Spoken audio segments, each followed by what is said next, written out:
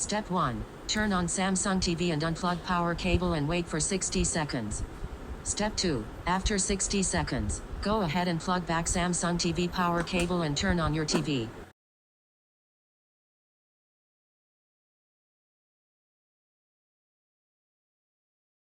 Make sure you are connected to a strong internet connection and there is no network interference issues with your Wi-Fi, and wait for your Samsung TV to complete update process, and this may take up to 3-4 hours.